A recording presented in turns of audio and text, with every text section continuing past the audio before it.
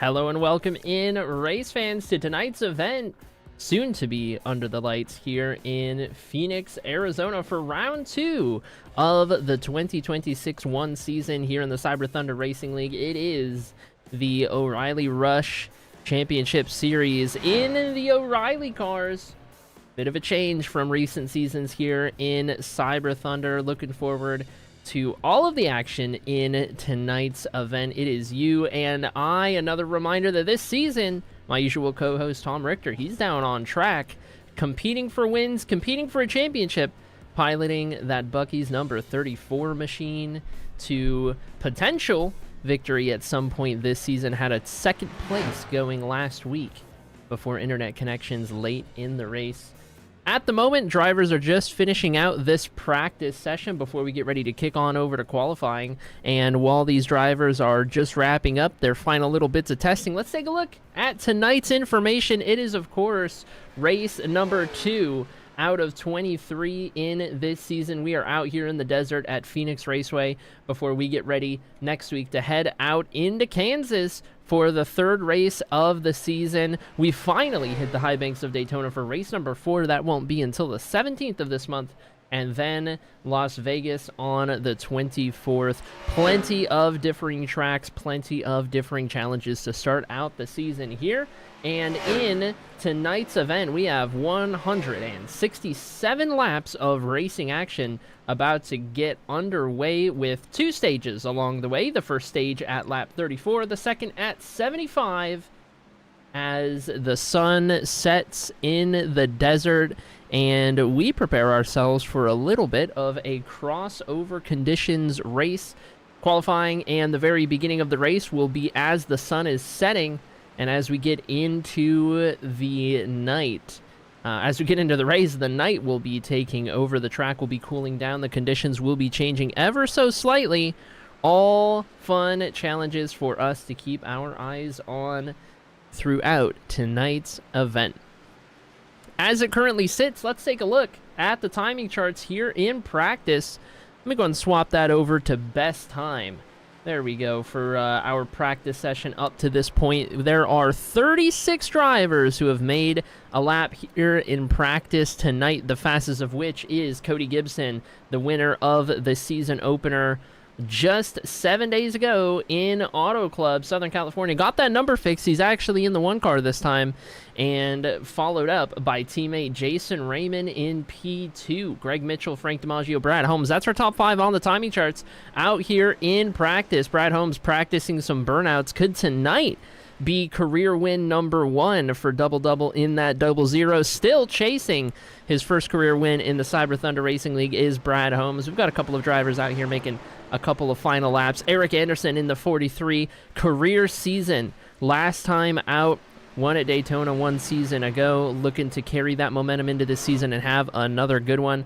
We got Matt Semple out here, defending series champion, looking to come back out here into Phoenix and make a statement. Had a career season last season, of course, winning his first career championship. 3 wins on the season to go along with that. Practice is over, and we are officially ready to kick on over to qualifying for tonight's event. Drivers are going to have 2 laps to go out there and set the fastest time possible so that we can set our grid. In a field of 36 drivers, your starting position is going to be oh so important. That track position will go a long, long ways. And speaking of defending series champion Matt Semple, it's going to be the first one that we are on board with on pit exit right here. Going to be getting some heat into those tires as he kicks himself off of pit road. We're going to expect lap 2 to be the quick lap for these drivers, but approaching lap 1, they're also going to have an opportunity to enter very wide through turns 3 right here and 4 to get that momentum down that front stretch. Matt Semple not electing to do so. We'll see if that changes the next time around. Going to dive it all the way down across this open dogleg. This is one of the unique features here at Phoenix Raceway, is that you can dive it off of the racing surface. You got a lot more room to work with down below that yellow line. And that yellow line is not out of bounds, not at this racetrack. So long as it's paved, you can use it. With the exception of pit road, of course. Through turns 3 and 4 for the final time on lap 1, Matt Semple is going to set his first lap down and begin the second one. First time around, Semple is P6. Top of the board right now is Semple's teammate Brad Holmes with a 27.344. We'll see how this plays out as everyone's getting their first laps in. A couple of drivers will be finishing their second run in just a moment right here as we stay with Matt Semple in the 16 through 3 and 4 for the final time. We'll see what old Semple can do here up and to the line for the final time right there. Matt Semple is going to stay in P6. Brad Holmes provisionally on pole. Philip Van Vliet is going to come across in that AI Chief machine, complete a second lap, and be P6 now, taking over from where the 16 was. Nathan Duffston jumps up to P3. Nathan's teammate Andrew Caldwell here in the 46 on his second flying lap brings it out of turn number 2. Getting oh so close to the wall. Going to dive that Supra down to the middle lane here through 3 and 4. A little bit of an unorthodox approach. Just keeps it out of the wall. I think that's still going to count for Andrew Caldwell. Maybe, maybe not, but it's P13 for driver 46. We got Chris Rose in the 07 coming around for the final time through turns 3 and 4. What can that 07 Camaro do? Gets a little loose off the corner exit, dives it all the way down. Chris Rose across the line. Not going to move up. That's P11 for Rose. As I look down the running order to see who next we might take a look at. How about that Bucky's machine? It's Tom Richter in the 34. Had a runner-up finish locked in 1 week ago. Lost internet connection with around 5 laps to go in the race. Heartbreak for the 34, but we'll see what Tom can do out here tonight. After spending a season up in the booth with yours truly, I think Tom learned a lot having this bird's eye view of the races. Now he's going out there with a renewed motivation to put some wins on the board and chase his 3rd career championship. Going to bring it through turns 3 and 4 for the final time on this qualifying effort. We're going to put that 34 machine up in P19 as we swap over to driver 60, Lee Campbell. In that 60 machine, we'll see what Lee can do out here. A driver who is just waiting for his big breakout season. Lee has the potential to do so, has had some flashes of brilliance, has come oh so close to winning a couple of times now in the Cyber Thunder Racing League. Could this season be it for driver 60? He comes across the line, he's going to set a P5 with that time right there. And Cody Gibson, new pole sitter, top of the board in that brand new Cheetos paint scheme. Got that number fixed on the side of that door. No more Christmas paint schemes out here for Cody Gibson. He's going to go top of the board with that one, following up his win in the season opener 1 week ago. And there are no more drivers. I take it back. Dwayne Young going to be out there on track with a mismatched number. Supposed to be, I'm not sure what number Dwayne Young's supposed to be. It's a 08 on the side. It's a 35 on the scoring tower. It's a 48 down on that overlay. I'm not entirely sure anymore, but Dwayne Young does have a good-looking paint scheme all the same. Going to bring it across the line, head down into turns 1 and 2 for the first time here. Only going to have enough time to set a single lap before the qualifying session is done and away with, so this is going to have to be for all the marbles for Dwayne Young down the back straightaway and into turn number 3. Make it count this time around, as there are 6 seconds left in the qualifying session. Enough time to get to the line, and Dwayne Young's going to put that Supra up in P22 for the last driver to get a qualifying effort in. And with that, qualifying done and away with, we are ready to officially take a look at tonight's grid as these drivers get ready to dive themselves down onto pit road. Why don't we pull up our starting grid? Pole sitter for tonight's event. Well, doesn't that look a little familiar? Cody Gibson, top of the charts with Greg Mitchell sitting in P2. Very much the story 1 week ago in Auto Club. Looks like a repeat out here to start tonight's race. Brad Holmes going to be sharing row 2 alongside Corey Sherman in the 3. We got Lee Campbell starting P5, Nathan Duffton in 6th, Rick Thompson starts P7, Eric Anderson in 8th, Jason Raymond and Ed Jurgen rounding out the top 10. In P11, it's going to be Mike Stiverson, followed by Philip Van Vliet in P12. Dustin Ping starts us off in 13th. Dakota Wilkins in 14th. Chris Rose starts P15. Defending series champion Matt Semple 16th. Andrew Caldwell rolls off in 17th, Gary Bowman in P18. Leroy Koblenz P19. And Tom Richter in that Buggy's machine starts us off in P20. 21st, it's going to be Andrew Popejoy ahead of Dwayne Young in 22nd. Amanda Sherman in the War Wagon starts P23 alongside Pudding Dave Gainforth in P24. Stephen Music starts P25, Nicholas Popejoy in 26th. Larry Bell, Logan Spencer, Paxton Frith, Frank DiMaggio round out the top 30. 31st is going to be Jared Anderson, followed by Carter Lawson, Jarrett Kimili, James Kinder, Casey Tomlinson, and Chris Letts rounding out the field of 36 drivers. Looks like 7 of which electing not to take a qualifying time out here tonight. And with that, we are officially ready to get to the racing action here. Pace car is already pulling off of that racing surface, going to give the field into the hands of that one machine on the inside line. They got a long ways to go before they get to the restart zone. The whole field going to make sure that they can get bunched up in time right here. We'll see just how many of them can get caught up in time as we approach the restart zone for the first time tonight. The second race of 2026-1 is officially underway as we are green in Phoenix.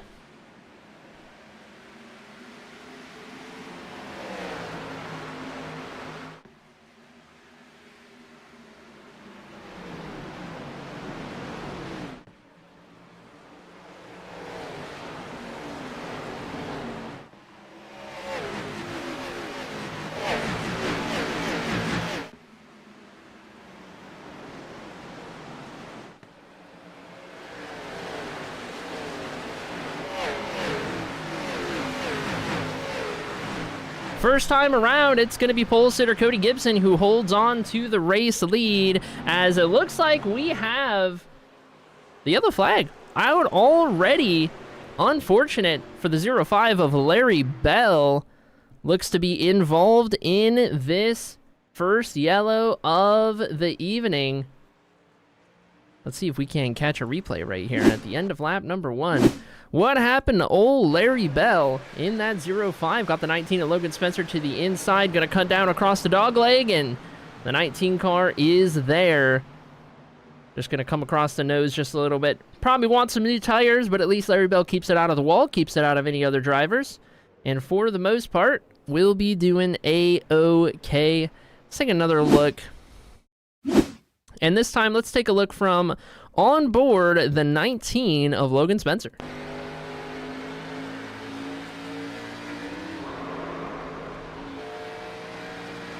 Not really too much you can do if you're Logan Spencer in that case, and Logan did not do anything wrong in this instance in that 19.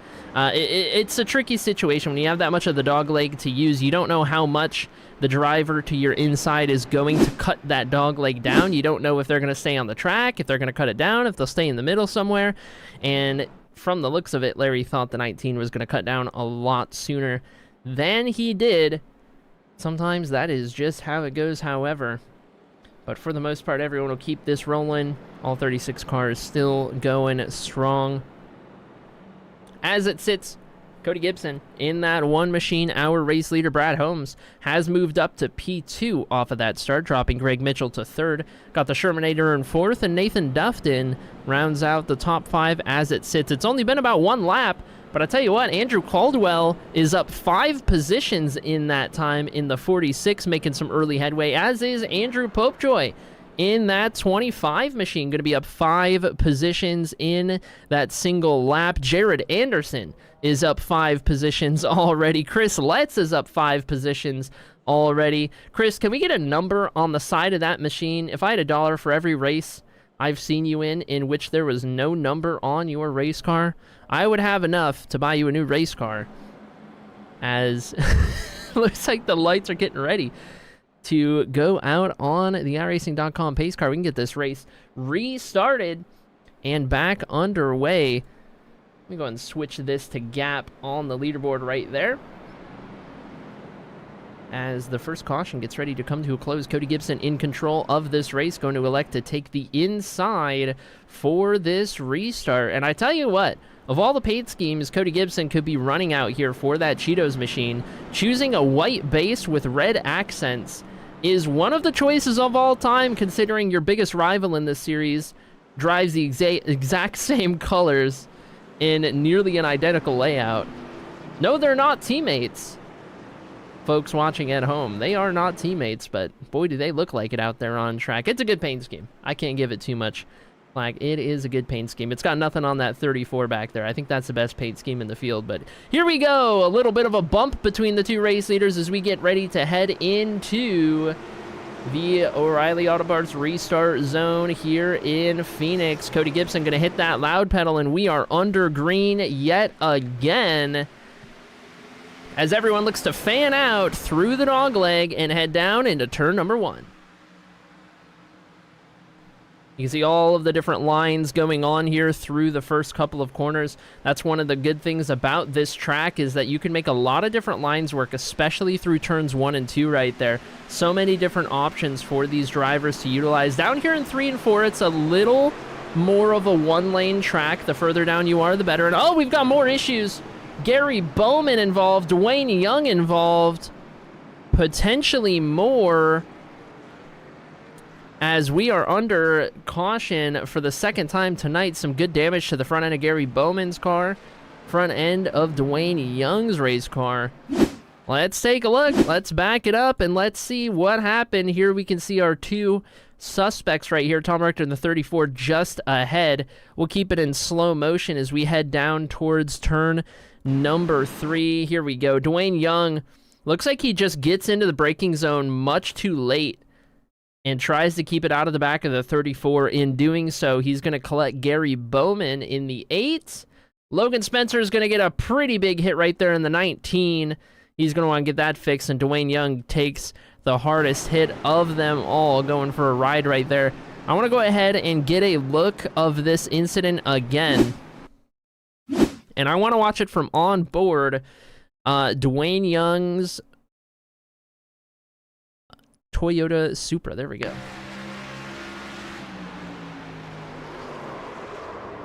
It seems to me like Dwayne got into the braking zone a little too late, and in an effort to get it woed up and not take out the 34, he aimed a little bit to the right and hit the brakes in a way that he wasn't able to turn the race car anymore, just kind of locked him up a little bit. Takes out the 8, unfortunately, in doing so. But everything is happening in a split second. At the point in which you miss your braking zone and you're getting into the corner a little too hard, it is nearly impossible to have any control of the situation at that point onward. Unfortunate for Dwayne Young, for Gary Bowman, for Logan Spencer, the 3 drivers getting damage in the second caution of tonight's event. We had a number of drivers come down onto pit road under that yellow. Let's see here. Gary Bowman, Logan Spencer, Dwayne Young, all 3 drivers who had damage. We also have Jared Anderson down on pit road again, so maybe the 5 of Jared Anderson has a little bit of damage that he's trying to get fixed. Looks like he might on the right side of that race car down there. Could very well be the case. Either way, back up front as we get ready to restart yet again. Cody Gibson in control of the field with Brad Holmes to his outside. Row 2 is going to be made up of Greg Mitchell and Corey Sherman. Remember, the restart zone is not until you get to about turn 4. Right about there.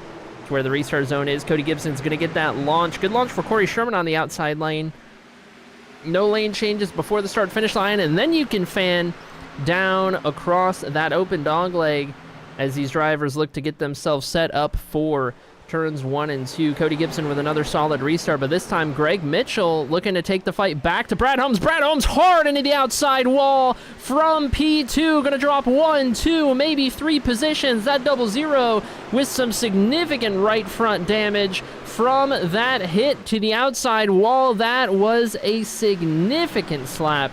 You can see the damage to the right front of that race car. Brad's going to be hoping not to have too much suspension damage out of that one, but certainly hurting on the right front of that race car as he now finds himself down in P5. Biggest winner out of all of this, Rick Thompson in that 76 Speed Mafia Ford Mustang. He's moved himself up to P3 as he looks to hound the rear bumper of Greg Mitchell. Got another battle a little further back. Mike Stiverson in the Home Depot machine trying to hold on inside of the top 10 right here. He's been moving up in the early laps of this race, as has the likes of Jason Raymond and Dustin Ping. All drivers around the 20 at this point in time. We've made it a couple laps into the run. Here, officially the longest run of the night. A couple of quick cautions to start out tonight's event as Dustin Ping and Nathan Dufton continue to race side by side. This is a battle back here for P8 on the track.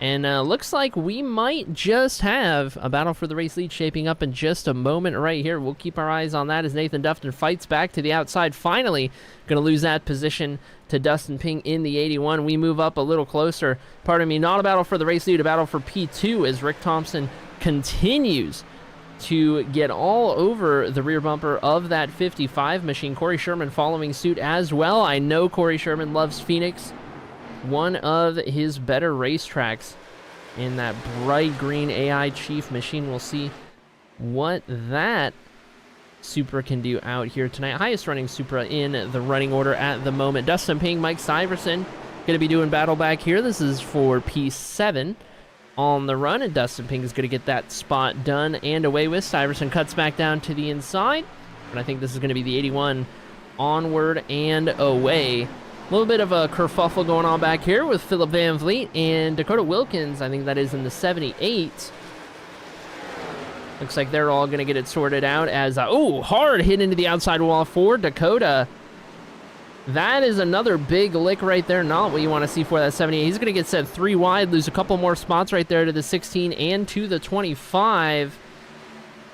As everyone jockeys for position a little further back in the running order. Let's check back in with Brad Holmes, who's got that right front damage. You can see it. Great shot right here of that right front fender just being caved in a little bit. You can see that down the back straightaway right here. Looks to be holding fine in 5th place at the moment. Phoenix isn't going to be the most aerodynamic dependent track, though if there is suspension damage in there, that's going to be the biggest concern because that's going to affect the tire wear.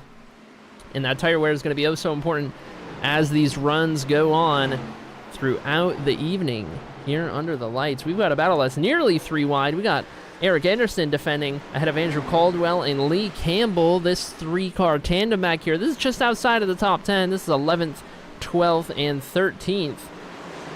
As they run all over with different lines through turns 3 and 4 right there. Eric Anderson is leaving these guys in the dust. Lee Campbell and Andrew Caldwell still battling it out. Caldwell might get the advantage here down into turn number 1. Got Philip Van Vliet lurking behind, and here comes Matt Semple, who is up a couple of spots from where he started tonight's event in that 16. And Philip Van Vliet gets sideways out of turn number 2. Fantastic save from the Lone Dutchman in the 89. Going to keep that thing going nice and straight in what could have been disaster as these two further behind continue to do battle. This is Andrew Popejoy in the 25 to the inside of Dakota Wilkins in that 78.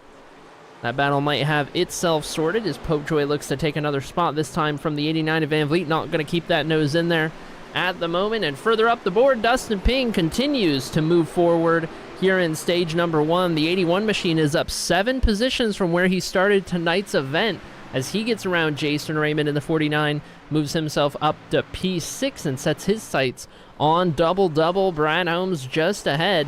Up in the top 5, no changes from how it all sorted itself out on that restart. A little further back, Ed Jurgen in the 92 is going to be looking to make a move to the inside of Nathan Dufton in that 47. A couple of Supras making their way through turns 3 and 4 right here. Going to be about dead even at the line. Advantage Dufton, who has been having a great run of it in the Cyber Thunder Racing League as of late. Very much a great season for Dufton 1 season ago.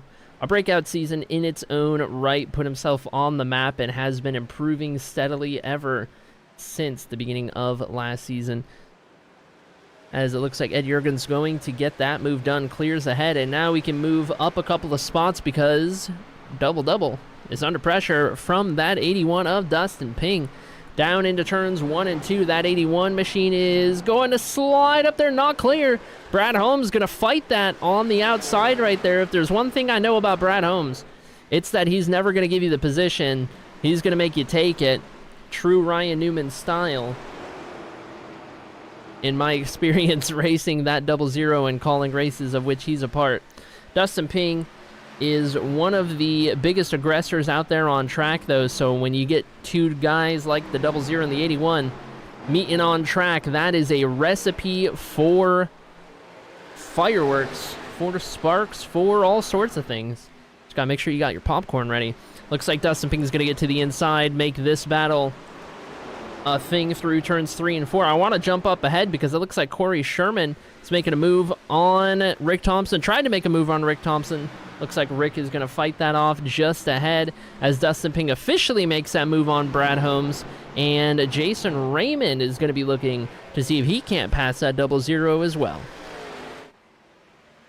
Back up front as we work lap 24. Cody Gibson in control, but Greg Mitchell hounding that rear bumper, experimenting with some different lines right here, seeing what that 55 can't do to go up there and chase down Gibson for the race lead as we dive down into turns 1 and 2. We've kind of got two separate battles going on right here. Cody Gibson, Greg Mitchell for the race lead. Then we've got Rick Thompson, Corey Sherman for P3. A couple different packs of two drivers each. Dustin Ping looks fast enough to be up here with this top group. Be real curious to see what kind of speed Dustin Ping can show once he gets up here, once he's able to get side to side with some of these guys as Corey Sherman dives down to the inside of Rick Thompson now into turns 1 and 2. Corey's going to slide that machine way up the racetrack and take that position now down the back straightaway. Move Corey Sherman up into P3 in the AI Chief machine. Now looking to chase down those top two, Cody Gibson, Greg Mitchell, as we run 9 laps to go, make it 8 here in stage number 1. And last week out, we saw a lot of what we're seeing right now. Greg Mitchell chased down Cody Gibson to steal the first stage win, and it looks like he's setting himself up to try and do the same thing out here in Phoenix in what has been a pretty identical image to 1 week ago. I do believe Cody Gibson got the pole 1 week ago as well. Led most of the first stage, got passed by Greg Mitchell. And boy, howdy, if that is not about to happen for the second week in a row as Greg Mitchell sends it down to the inside. Tries to dive it in deep through the middle of the corner, use as much as he can, but Cody Gibson using that outside line, using all of that racetrack to wrap around there and keep the momentum built up so he can have the advantage down the straightaways. Doing a fantastic job is that Cheetos machine of holding on to the race lead so far. It's going to be 6 laps to go here in stage number 1 that time across the line as Gibson gets into the wall on entry. Gotta hope that doesn't mess up his line through turns 1 and 2 right here. So many options through turns 1 and 2 at Phoenix. Could be the low line, the middle line, the high line. Could be a combination of multiple different lines, depending on how you run it. Turns 1 and 2 here in Phoenix, one of the most versatile corners on the entire schedule. And we can see Greg Mitchell playing around a little bit with turns 3 and 4 right there, taking a different line, kind of exiting the corner a lot wider, trying to get his momentum up down that straightaway just a little bit more. Just trying not to run in that dirty air of Cody Gibson more than anything is, I think, what I'm noticing right here. Trying to keep that nose in clean air, give himself as much of an advantage as he can. But Greg Mitchell out of turn number 2 that time. Has to check up big time, gets extremely tight and into the wall ever so slightly. That's going to give a huge advantage to Cody Gibson, 0.6 of a second, and drops the 55 back into the clutches of Corey Sherman just about as these drivers begin to spread themselves out. Lap traffic just ahead, 4 laps to go in stage 1. Does Cody Gibson get there in time for them to be a factor? Looks like he might just. First couple of race cars ahead, going to be Steven Music, Logan Spencer. The first 2, and then a little bit further up, I'm trying to make out who that is. James Kinder in that light blue machine. Gibson dives down across that open dog leg. Going to give plenty of space to the lap down machines. He makes his way through turns 1 and 2 right here with 3 to go in stage number 1. Logan Spencer nursing that damage on the 19 machine from the earlier caution as all 3 of our race leaders begin to navigate their way through traffic. I tell you what, Corey Sherman trying everything he can to close this gap up to Greg Mitchell right here. and he's keeping it pretty close as we run through all of this traffic. 2 to go now in stage number 1. Race leaders have gotten their way through the traffic. Corey Sherman's just going to get through right here. It's going to be all 3 of them clear and away. And oh, near contact. Maybe contact between a couple of the lap down vehicles. Rick Thompson and Dustin Ping going to have to navigate their way through this trio right here. It's one thing if it's just a single lap down car at a time. It's another thing if it's 3 lap down cars all racing each other. When the leaders catch them, that can make it just a little bit risky. 1 lap to go here in stage number 1. Dustin Ping trying to hunt down Rick Thompson for P4 before the stage points are paid out. Probably not going to get there at this rate, but Cody Gibson in that naked Cheetos machine going to come home with the win here in stage 1. Leads every lap, I do believe, here in the first stage of tonight's event. We got to wait for 10th place to cross the line. That's going to be Ed Jurgen who gets there, and now officially the stage yellow is thrown for the 3rd caution of the evening.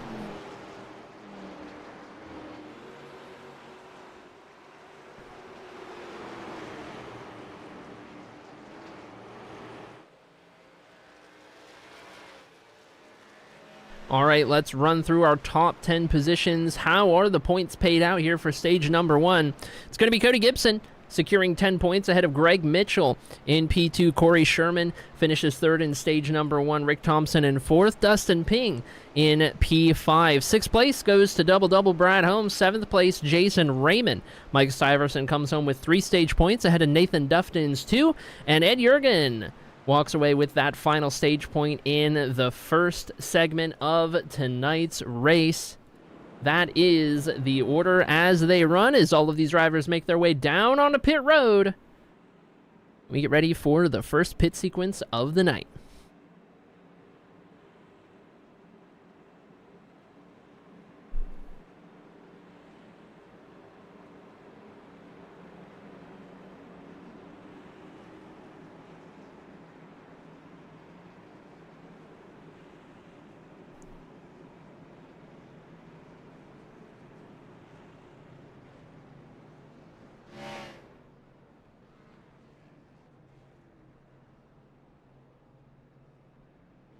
Four tires and fuel for the field all the way down. We'll see who wins the race off pit road.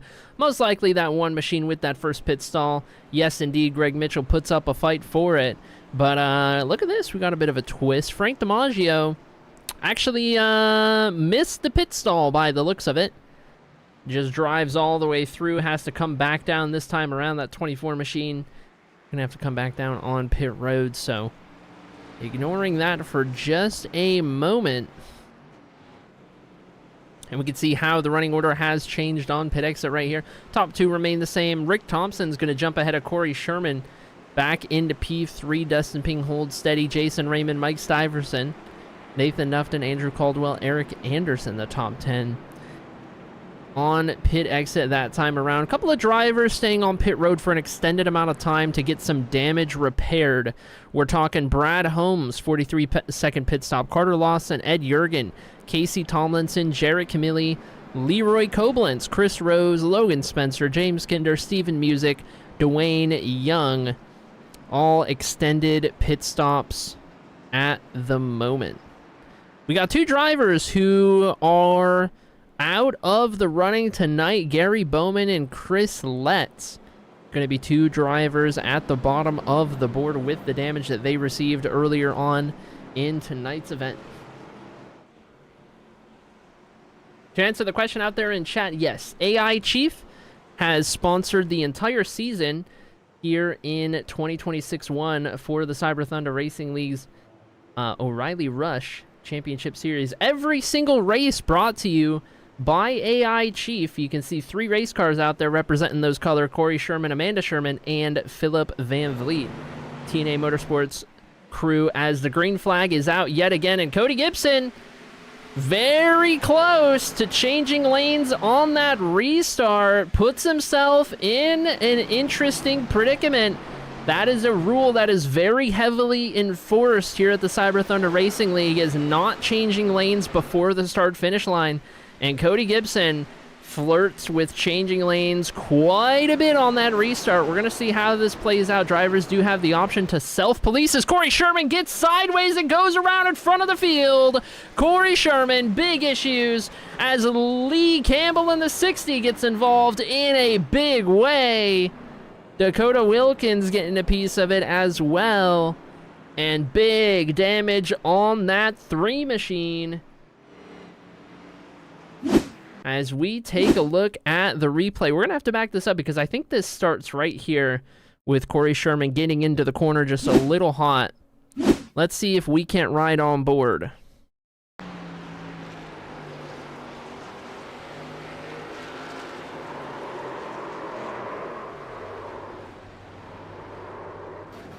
Oh, that hit from Lee Campbell trying to avoid the incident. You can hear the engine expire on that 60 machine. We'll get another replay right here. I thought maybe that checkup from the 3 was what caused him to get loose, but no. Corey Sherman ends up getting loose. Right about here in the corner, that rear end starts to step out, cranks that wheel to the right, just cannot get it saved in time. Cold tires after the pit stop, and he will get helped from the 76 of Rick Thompson. Then there's a stack up as Jason Raymond gets hit from the 81. Dustin Pink's going to get some front end damage right there. I think those guys get it going in the right direction, but I tell you what, the way Lee Campbell comes in and just full speed into the side of that 3 machine, not what you want to see right there. And we will watch an onboard shot from Lee to see exactly what Lee saw in this incident. If I can find where Lee is right here, let's go ahead and take a look.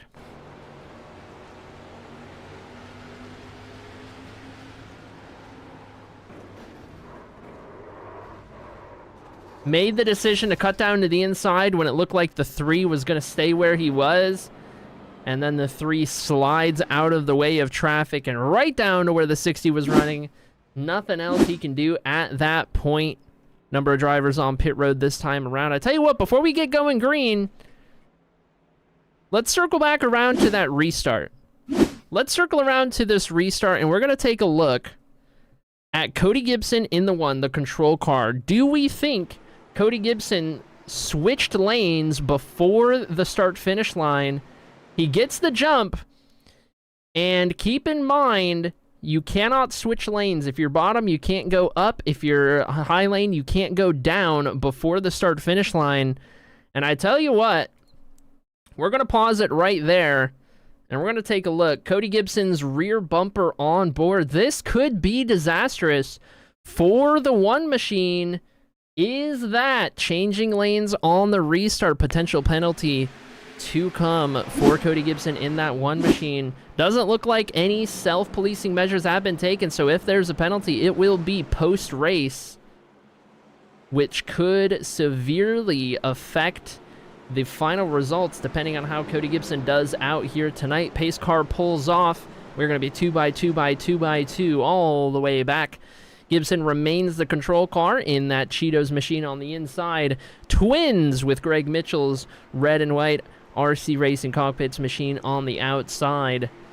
Twins, though, not teammates. Down towards the restart zone we go. Keeping an eye on this battle for the race lead. Let's take an aerial view this time. Gibson gets the jump. And again, Gibson's going to slide significantly up the racetrack on the restart. Very interesting developments here. For all I know, it could be fair game. Perhaps discussed in the driver's meet. Not entirely sure, can't say as I wasn't there, but interesting to note for the 1 machine. Number of drivers hitting the wall on the exit of turn 2 right there. Seeing smoke flying throughout the field as Rick Thompson's going to move up to P2 right here. Gets ahead of Greg Mitchell. Caldwell into the outside wall. And now we fan out across the open dogleg and down into turns 1 and 2. Does everyone find a spot? Yes, they do. Jason Raymond moving up the field just a little bit. We got a bit of a hornet's nest developing. Just a couple of positions back here in the top 5 as Greg Mitchell shoots back to the inside. Going to be a crossover move to the inside of Raymond if he can make it stick. Raymond with some left rear quarter panel damage from that stack up just a little bit earlier. Looks like he is running A-OK at the moment. But that left rear quarter panel will be important.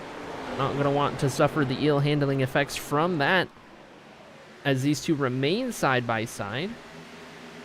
Got another battle a little further back. Looks like that's going to be the 25 of Popejoy to the inside of Matt Semple in the 16. Semple with nowhere to go gets boxed in by the 43 of Anderson. We might be 3 wide. We are 3 wide down the front straightaway. Anderson through the middle gets the advantage on corner entry to Semple wrap that high line. Can he stick a nose to the outside of that 43 machine? Yes, he can. And into the wall goes the 16. A little too much momentum on that one down into turns 3 and 4 right here. That Alto Construction Chevy Camaro looking to get moving up in the running order. We're going to go 3 wide yet again. These 3 cannot get enough of one another, as yet again Eric Anderson put in this sandwich. Semple's going to run that high line once again. That should give him the advantage. Just keep it out of the wall this time. That 16 machine is good. Move Semple up to P8 on the run. Gibson continues to lead as we work lap 49. New challenger approaching. That's going to be the 76 of Rick Thompson. Driver racing out of West Point, Utah. Currently in P2. Rick Thompson, another driver who is surprisingly still looking for his first career win here in the Cyber Thunder Racing League. He has come close on a number of occasions as well. Rick Thompson, I think there isn't a single driver in this grid who would not agree that Rick Thompson is fast enough to win a race, to win multiple races here in Cyber, and just has not gotten the job done quite yet as he looks to chase down the one machine of Cody Gibson early in this fuel run. Remember, stage 2 is 41 laps long, just a little bit more than what we had in stage 1. Stage 1 was 34, I do believe, so a little bit more of a challenge for these drivers. Got to go a little further here. It looks like that 76 is trying to keep the one machine on his toes. Greg Mitchell back in third, taking his time. In true Greg Mitchell fashion, he's not going to push all out at the start of a run. That 55 machine is going to be taking care of his equipment for the first 10 or 20 laps of any given run. And he'll say hi, he'll knock on your door just a little bit later on. I've experienced that a time or two myself down there on track, as Mike Stiverson looks to the inside of Nathan Dufton in the 47. This is going to be a battle for P5. Top 5 spot up for grabs, as we might go 3 wide with Caldwell right there. Thinks better of it and holds off for now. Matt Semple creeping up into this picture as well. Will Stiverson clear this time? He does have some right rear quarter panel damage, interestingly enough. He does clear, though. A little bit of a close call right there. Little bit of a stack up, but we are good. Now Dufton under pressure from teammate Caldwell in the 46. Matt Semple fancying an opportunity to make a move somewhere right here. Let's ride on board with our defending series champion. Matt Semple in the 16. Taking a look through the middle of these two teammates right here. He's going to get a huge run on Andrew Caldwell to the outside, down the back straightaway. Just got to nail turns 3 and 4 right here. He's going to give Caldwell a lot of room on the inside. He's going to ride this seam halfway up the racetrack, help rotate that machine. If you've got your left side wheels on one side of a seam in the pavement and your right side wheels on another part on the other side of a seam, you can usually use that to rotate the rear end of your race car just a little bit better, whether it's the trucks, whether it's these O'Reilly race cars, whether it's the next gen. In oval racing, using those seams in the pavement does work wonders if you know how to do it. And Matt Semple is now going to be putting the pressure on the 47 of Dufton, trying to move himself up into P6. Semple is up 9 spots from where he started this race, as is Andrew Caldwell in the 46. Speaking of moving up positions, however, Rick Thompson still all over the rear bumper of our race leader. Let's take a look on board from the rear end of the one machine, who I do believe has led every single lap out here tonight. Rick Thompson closing in. And oh, by the way, Greg Mitchell has also started closing in the last couple of laps. That 55 machine peeking his nose up into this conversation as well. How does Cody Gibson respond to the pressure at this point in the race?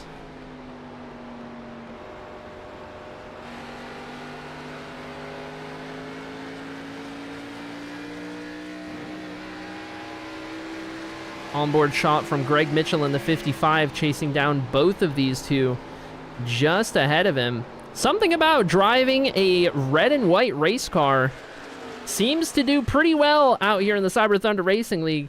If you're anyone else out in the field, maybe consider changing your colors to red and white. I don't know what it is, but if you're driving a red and white race car, you're going to have a little extra horsepower. That's what I'm gathering at this point, as now this 2-car battle turns into a 3-car contest for the race lead. Now, Rick Thompson and Cody Gibson have a lot of experience racing one another, not just here in the Cyber Thunder Racing League, but elsewhere as well in other racing leagues. These two very familiar with one another. Greg Mitchell familiar with these two through all of their time here at the Cyber Thunder Racing League. That 76 and that one in particular, they know how each other likes to race. And Greg Mitchell seems to be the fastest of the three right now by a healthy margin. Rick Thompson's going to get put in the sandwich right here. He is on the attack, but now he is also going to be on the defense from that 55. How hard does Greg Mitchell force the issue right here? Does he potentially wait for the 76 to make a move so that he can capitalize on both of them at once?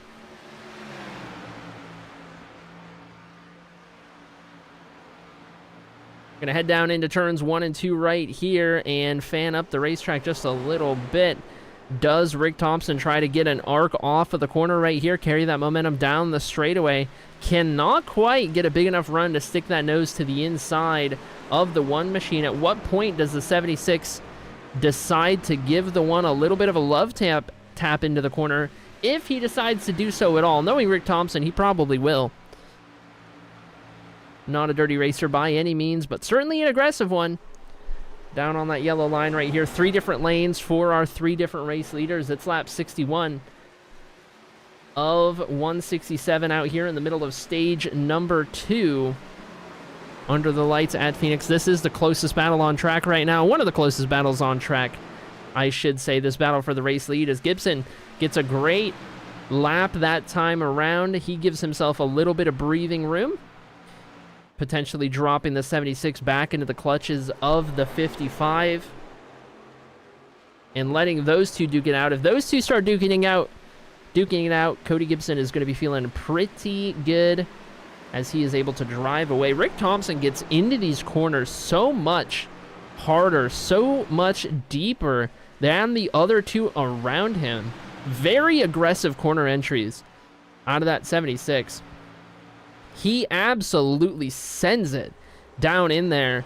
And you can do that and be fast. You do have to be very careful not to hurt your right front tire in doing so. If you do it just right, you can make a lot of speed doing that, but it's very easy to run the risk of killing that right front tire when you drive it into the corner that aggressively. It's working out for the 76 so far as these three continue to do battle. Looking down through the running order, the only other closest battle we have on track right now is this one right here between Wilkins, Bell, and Jurgen back here for P16. Going to shoot across the dog leg and try and get it figured out amongst themselves. It looks like Wilkins going to get the advantage. Jurgen now makes his way around Larry Bell in that 0-5. And these three have figured everything out. Just behind the race leaders, we have a bit of a 3-car battle taking shape here as Matt Semple now looks to the inside of that Home Depot machine, to the inside of Mike Stiverson. That 16 machine has been slowly clawing his way up the field. He's up 11 positions. If he gets this spot from Mike Stiverson, it'll make 11 positions from where he started in that Alto construction machine. He's got Jason Raymond just ahead. Raymond looks to be struggling a little bit with that left rear damage. Mike Stiverson's got that right rear damage. Little bit of quarter battle damage to go around for about half the field at this point in the race, as it would seem. Matt Semple had a little bit of a disadvantage right here. If you're going to try and make a pass, you preferably want to be on the outside of the driver you're trying to pass this late into a run when the tires are this worn out. It's so hard to make anything work on the inside, as we see Tom Richter in that Bucky's machine to the inside of Nathan Dufton a couple of positions back. This will be for the top 10. If Tom can get this pass done, that moves him into 10th position. Brad Holmes in the 00, though. He is quick, and he might be looking to pick both of these guys off. Brad Holmes, remember, stayed on pit road for a while. He had to get all that damage fixed, so he lost all the track position he had. But Brad Holmes had started this race in the top 5 and was looking racy before he got into the outside wall. He's going to get the spot away from Dufton and now looks to chase down Tom Richter in P10, just one spot ahead. Back up front, keeping an eye on this battle for the race lead. 8 laps to go here in stage number 2. This is the longest green flag run of the race as Rick Thompson continues to put the pressure on the rear bumper of Cody Gibson in that one machine. The fact that Rick Thompson has held on to that rear bumper this late into the run with the tires this worn out, I think is pretty promising for how he is deciding to run this race. We'll see if this lap traffic has a say in how this stage plays out. But I'll be real curious to see how stage 3 might potentially unfold, with green flag pit stops becoming a consideration. And these 3 drivers up front, they seem to have something figured out. The trio of Cody Gibson, Rick Thompson, Greg Mitchell, they have put 3.2 seconds on anybody else in the field. Jason Raymond and P4 on back. As Gibson navigates his way through lap traffic with ease. These 3 getting a little more spread out at this point. 6 laps to go in stage number 2. We move back down the running order to P6, where Mike Stiverson is defending from Eric Anderson in that 43 now. He himself making a push on these old tires. As just up ahead, Matt Semple looks to chase down Jason Raymond for 4th before this stage is over. Try and get himself a couple of more points here as, wow, that 43 got a little sideways out of turn number 4. Great wheelmanship, there's a word, from the 43 of Eric Anderson. On that one, Andrew Caldwell just behind, keeping himself in the conversation as well.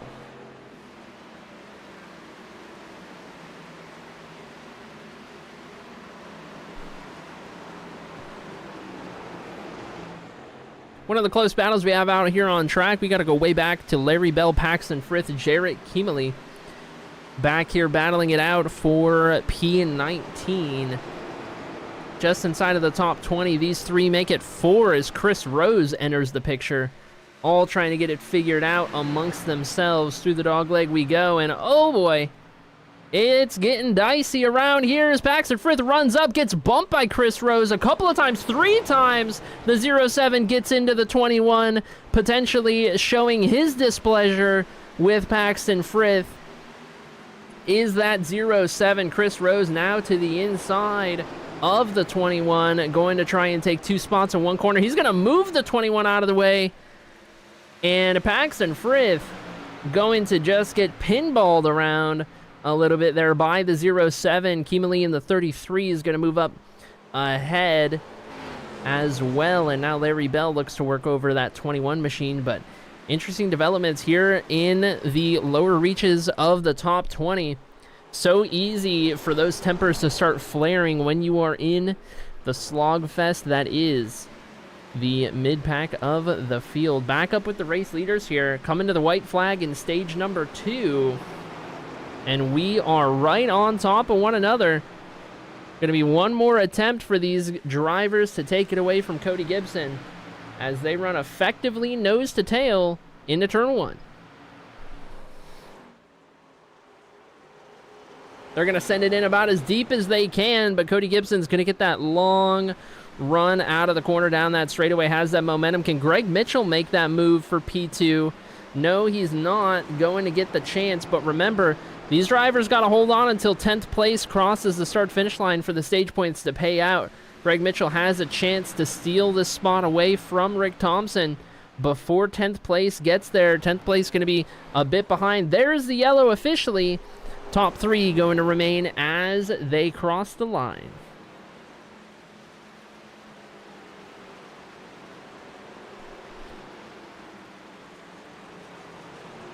All right, points payouts here for stage number 2. Going to be Cody Gibson sweeping the stages out here in Phoenix. It's under yellow for the 5th time tonight. Second stage break on the evening. 20 additional points going Cody Gibson's way. Rick Thompson comes home in P2 for stage 2. Then we got Greg Mitchell. We got Matt Semple in P4. Jason Raymond rounds out the top 5. We've got Mike Stiverson Andrew Caldwell, Eric Anderson, Tom Richter, and Brad Holmes, the 10 points earners here in stage number 2, as all of these drivers hit pit road, many of which for only the second time this evening. While these drivers get their pit stops done and away with, we are going to jump over to a momentary commercial break so that I can take a drink of something and catch my breath for a moment before we get started in stage number 3.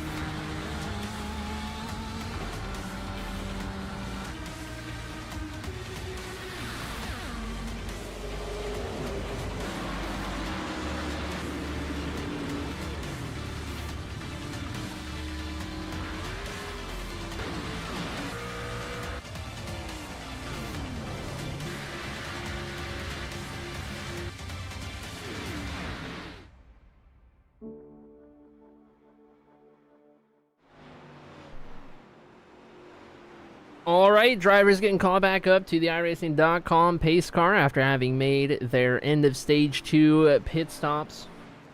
You see everyone making their way off of turn number 2. Cody Gibson maintains the race lead on pit exit ahead of Rick Thompson, Greg Mitchell, Matt Semple, and Mike Stiverson. Our top 5 as it sits. Lights are out on the pace car, and we are doubling up. Cody Gibson, the race leader, going to elect to take the inside line yet again for the 5th restart of the evening.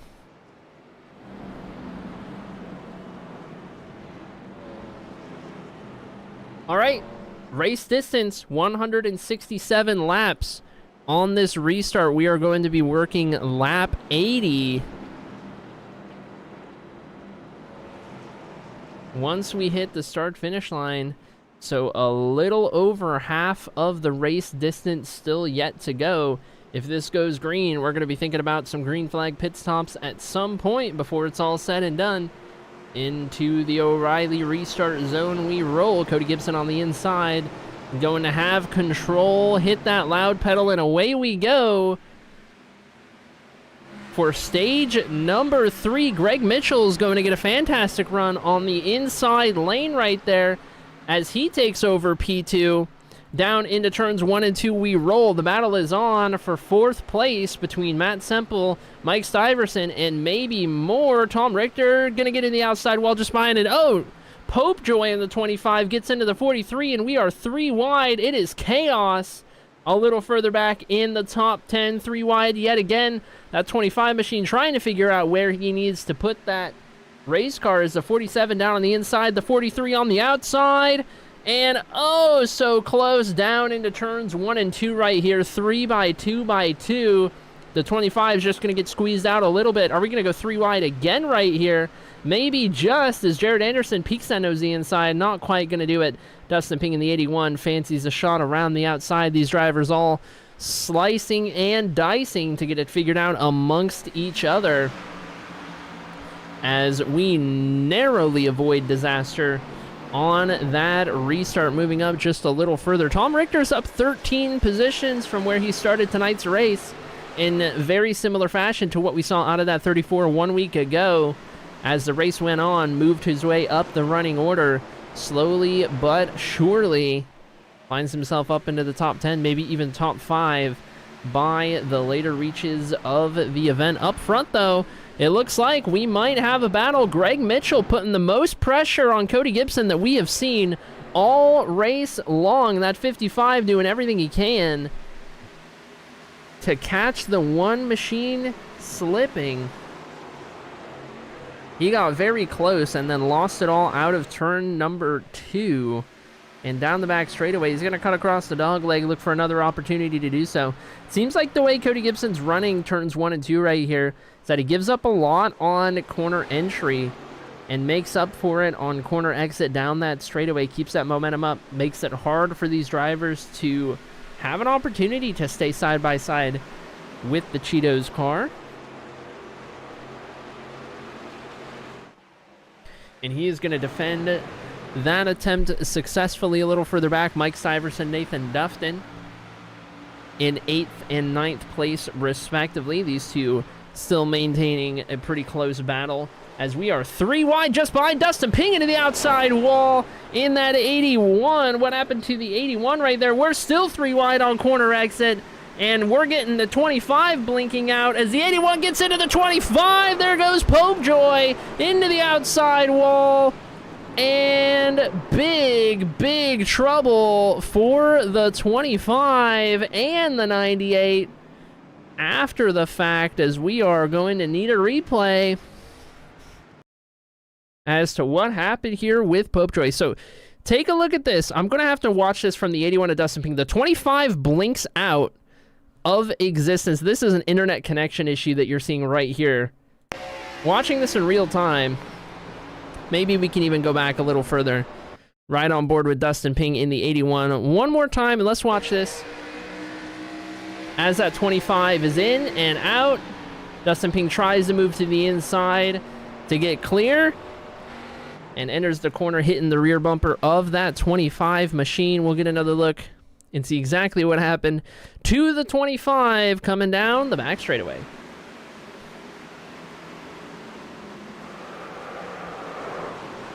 Big hit into that outside wall. And I gotta take a look at what happened with with Carter Lawson. So we got Carter Lawson right here as well, after the fact. Like, drivers just taking evasive maneuvers from one another, and oh, big front end damage. Big front end hit for the 98 into the outside wall right there. Just overcorrecting after trying to stay out of the 15 of Dave Gainforth's rear bumper. Couple of drivers on pit road. Tom Richter, Dustin Ping, both electing to come down on pit road pretty shortly after stage 3 began. And I am showing a couple of black flags, perhaps entering a closed pit lane could be the call at the moment for these drivers. It's all of them that just came down. Yes, indeed. As the lights are out on the pace car, that would have been a closed pit road if I'm not mistaken. Potentially a fuel-related call to try and get to the end of the run. We shall see. 15-second pit stop for Dustin Ping. That's a standard 4-tire call. Tom Richter has been down there for 36 seconds and counting, so issues for the 34. The 25 down there getting damage fixed as well. Dustin Ping finally off of pit road as we're getting ready to go green. He'll have enough time to catch up to the rear of the field before we hit the restart zone. Tom Richter still on pit road, so big issues for driver 34. Into the restart zone we roll. Control car, Cody Gibson on the inside. Gonna get that launch, and away we go. And again, Cody Gibson flirting with changing lanes on the restart.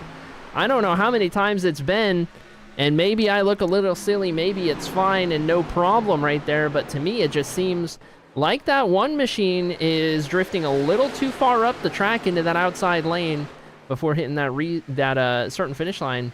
Excuse me, as we watch this battle right here for 3rd and 4th. Matt Semple is going to walk away with P3 as Rick Thompson and Brad Holmes do battle just behind. They're going to stay side by side down the front straightaway. Does the 76 clear? He does. Down into turns 1 and 2 we go, right on top of one another. And this is an interesting development now. We have not seen Matt Semple this far up in the running order at any point in tonight's race. He's going to move up in with Cody Gibson and Greg Mitchell. A familiar sight for those of you guys who watched last season's events here in the Cyber Thunder Racing League. Last season, there was sort of a big three. And those three are the three that are leading this race right now. Cody Gibson, Greg Mitchell, Matt Semple. as now those three gain control first through third. Eric Anderson a little further back, going to be making this move on Nathan Dufton, trying to take away 8th position. Like he might just have enough to do it. Down the dog leg and front straightaway. We jump back up further ahead. Rick Thompson trying to make the move on Matt Semple, but Matt Semple is going to take that outside line, make it work all the way through turns 1 and 2 right there. Keep that momentum up, keep that position on that attempt right there. What can Greg Mitchell do with Cody Gibson? We're about to have potentially the longest run of the night under green flag conditions, assuming we don't get a slew of issues. The 55's actually gotten to the inside. Now, this is one of the first times we've seen this, as nobody has been able to go up there and challenge that one for the race lead. Greg Mitchell doing everything he can to put the pressure on early. And I don't hate that call. I think it's a pretty okay call from Greg Mitchell right here. You know that it's difficult to make it work on the old tires. You might as well try your hand at it now, earlier in the run. He's going to try and force Gibson up the racetrack just a little bit, give himself room to work down the banking just a little bit. Oh, Gibson gets into the wall. Semple gets into the wall. Semple's going to be giving up P3 with that hit to the wall right there. And Greg Mitchell going to lose a little bit of momentum right there. He ends up cutting back down across the dog leg, closes that gap back up. And oh, contact further behind. Rick Thompson gets sent into the outside wall by the 16 of Semple on corner entry. And we are going to need a replay of what just happened, as now there is right front damage on the 76 machine of Rick Thompson. Let's take a look.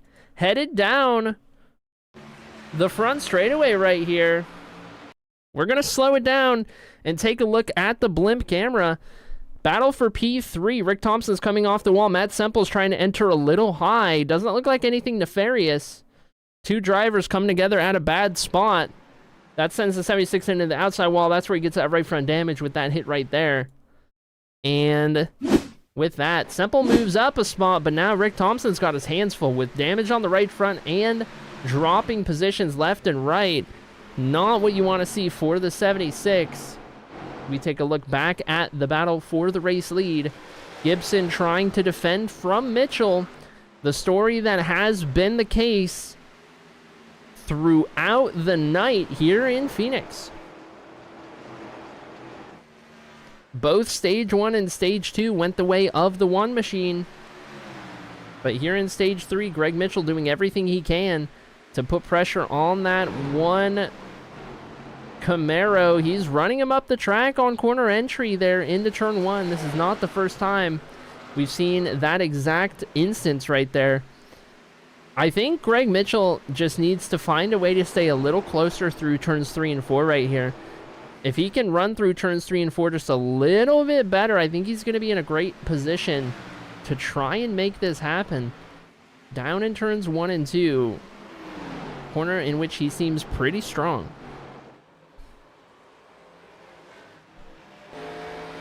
Let's take a look from on board the 55.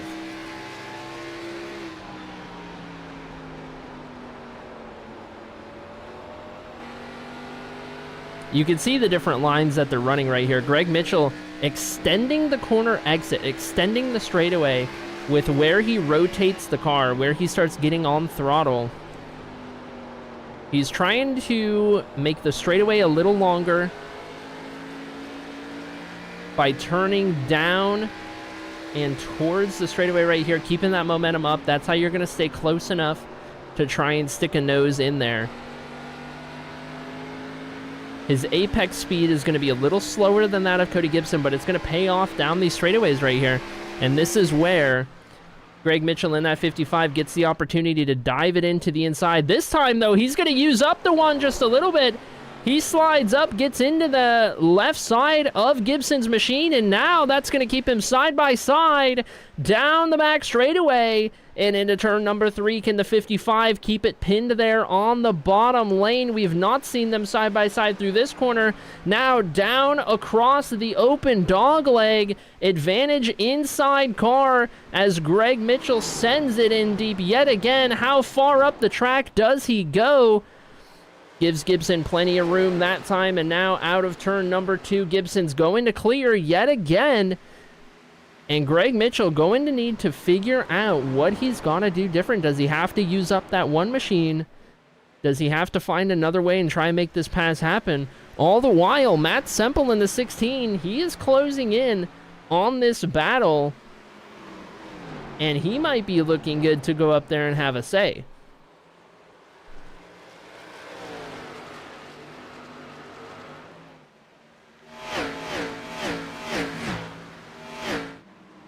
Take a look at the gaps through the field as we run. Field getting pretty spread out at this point. We work lap 104, 64 laps to go in tonight's event. 1 pit stop still to come for these drivers to be able to make it to the end on fuel. When that pit stop happens will be the question.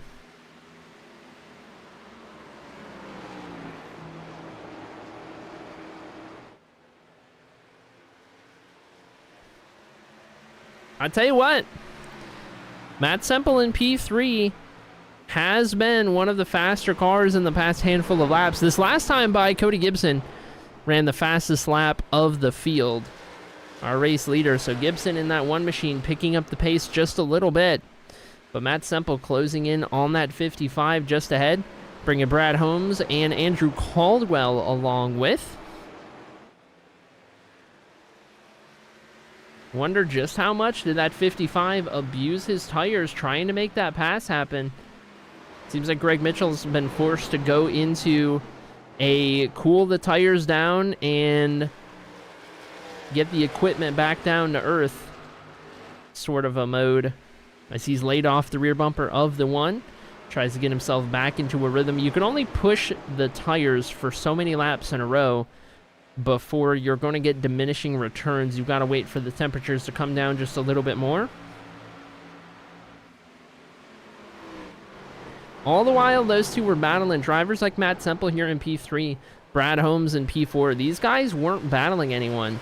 They were able to just kind of run in a solid rhythm, closing that gap bit by bit. They weren't upsetting the tires. They're looking to be in pretty good shape. I think if that 16 can get to the rear bumper of the 55, Greg Mitchell might be in trouble, just given how much battling he's done and how little battling the 16 has done since the restart. To give this tire difference, that's going to be a big if on if Matt Semple can get to the rear bumper of Greg Mitchell, who is still not letting Cody Gibson get too far ahead. They had identical lap times this last time around. We'll see what it is this time at the line for our two race leaders. Almost identical times yet again. Ever so slightly quicker for Greg Mitchell in P2. We're talking 0.02 of a second.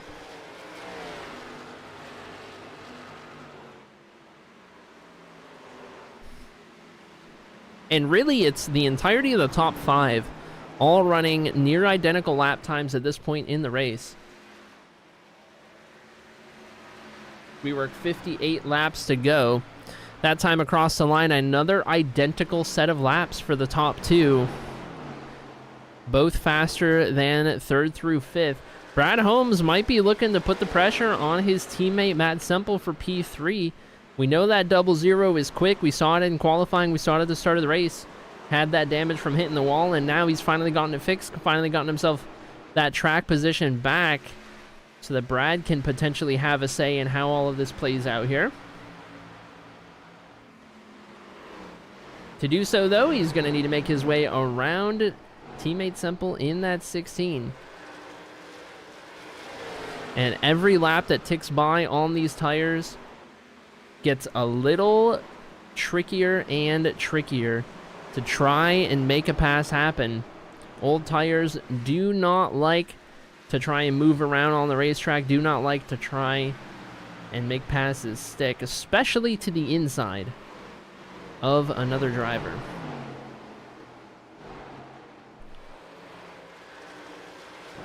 Move back a little further in the field. Dakota Wilkins in the 78. Battling it out with Rick Thompson in the 76. Rick has that right front damage still. That car has just not been the same since he got that damage. Rick Thompson was a top 3 car on speed through both of the first 2 stages. Gets that damage, and now he is holding on for dear life. About to lose 10th position to the 78 of Wilkins. He's got Ed Jurgen in the 92, putting the pressure on behind as well. Rick Thompson desperately hoping for a yellow or 2, give himself an opportunity to get some of that damage fixed. And oh, Wilkins goes up the track hard into the outside wall. And at the same time, James Kinder wrecking somewhere else on the map, on the track, as Ed Jurgen goes around. Oh my goodness, there are a couple different things to take a look at here. There were 2 different incidents at the same time, and we're gonna take a look right here. So James Kinder is going to get cleared out by the 7 of Casey Tomlinson, who just did not make the corner whatsoever. James Kinder, the 74, innocent bystander to what's going on right there. And all the while, we have this kerfuffle happening between these 2 at the same time. James Kinder coming up the racetrack right here on corner exit. Rick Thompson is there. The 78 just comes up. He's not cleared to do so. He comes up into the 76. Rick Thompson gets some heavy impact into the outside wall right there. Ed Jurgen, innocent bystander, gets sent into the wall. That's going to be some big damage for the 92. And he is going to come back down across the racetrack. Does Frank DiMaggio get a piece of this? No. But Jared Anderson sure does in the 5. He gets clipped on the left side right there as Ed Jurgen goes for a ride. Finally gets going in the right direction right there. But a couple different incidents at the same time happening on the track. Let's go ahead and take another look at this yellow flag, and we're going to watch this with... We're going to watch, maybe even go a little further back here, because Casey Tomlinson was already out of line. Let's watch on board the 7 of Casey Tomlinson and see how this came into play.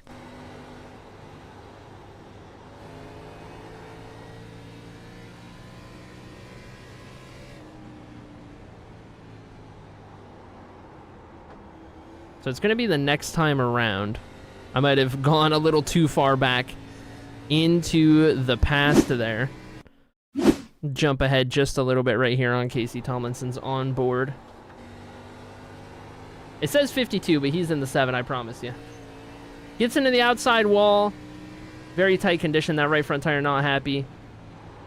And just does not get it slowed down enough for that corner entry right there.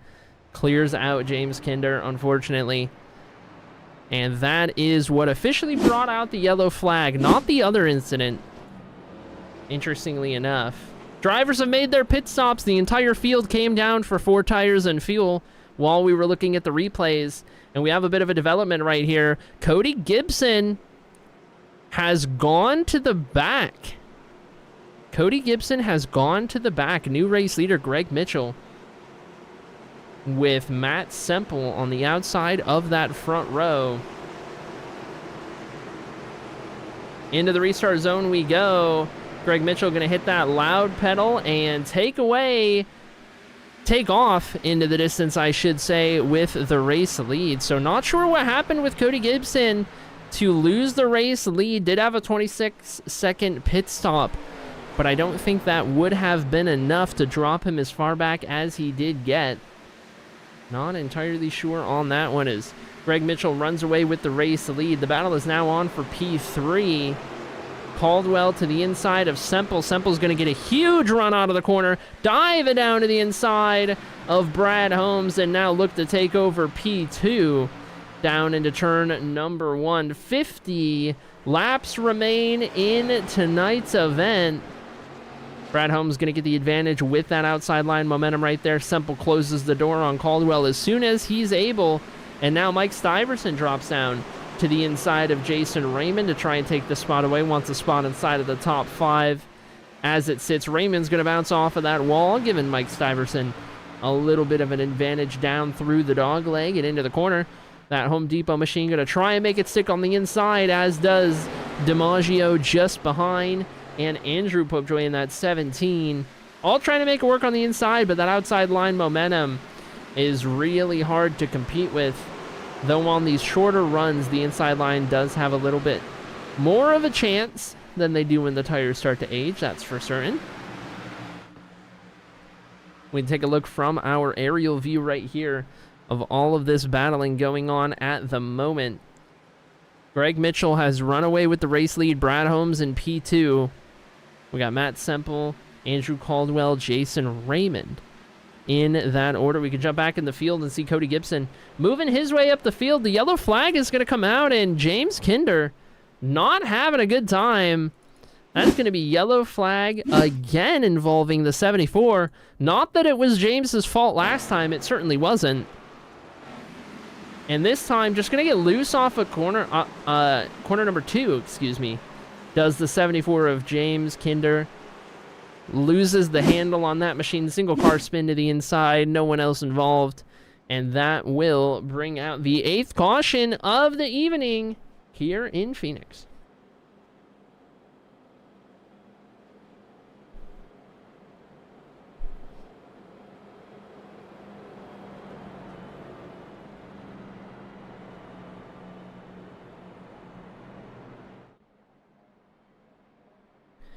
All right, then, as the field drops down to pace speed behind the iRacing.com pace car and waits the track to get cleaned up just a little bit, Greg Mitchell remains in control of this race.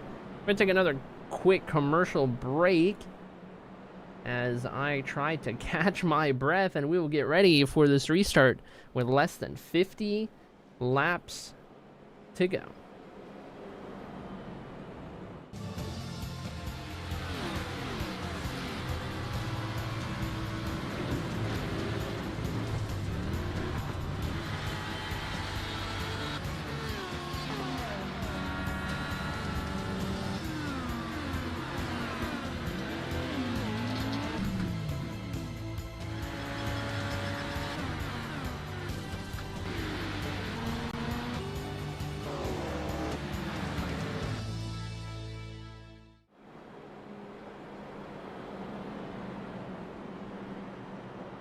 All right, I'll be curious to see what these drivers can do on this restart. They've seen what Mitchell has done with one restart so far. This is going to put Brad Holmes on the outside of the front row.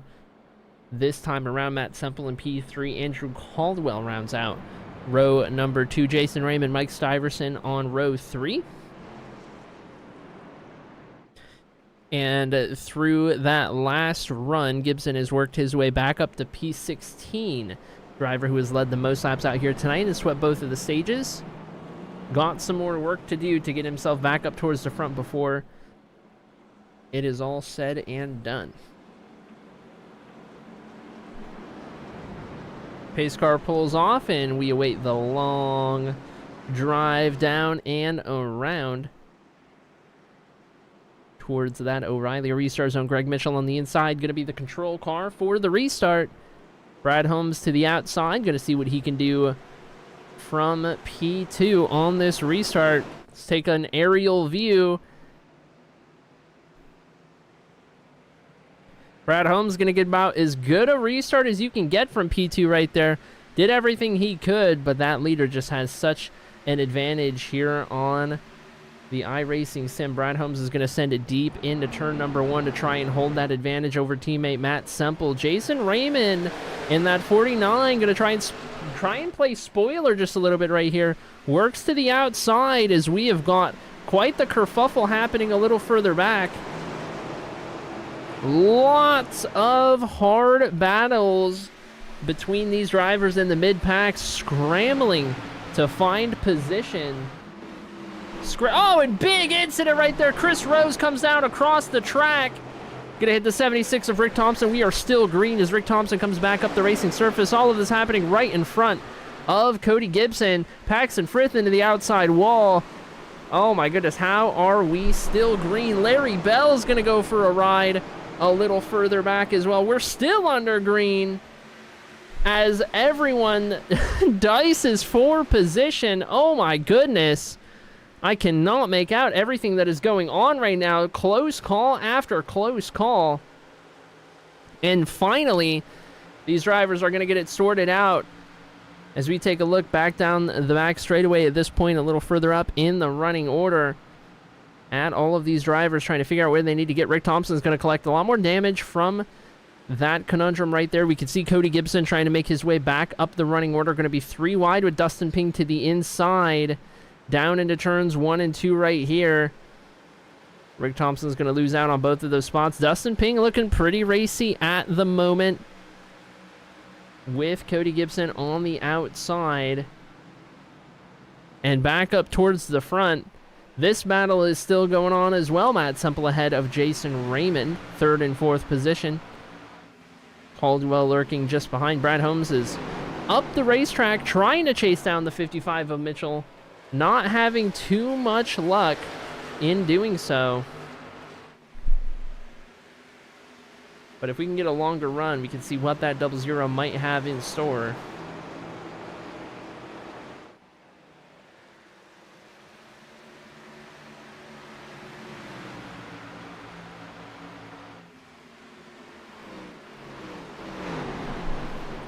One of the closest battles we have on track right now is just outside of the top 10. I guess it includes 10th place. That's Paxton Frith in the 21. Running in 10th position right now, trying to defend from Dustin Ping, who looks to take that spot away. Eric Anderson just behind as well. Dustin Ping is going to get that spot, move the 81 up into P10.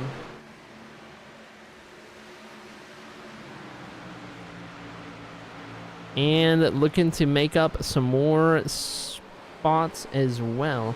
Wonder what happened to the 81 to get him further back in the running order yet again. We know that 81's quick. We've seen it pass a number of drivers, especially early on in this race. A little further up, the battle is on for the 5th position, held by Andrew Caldwell.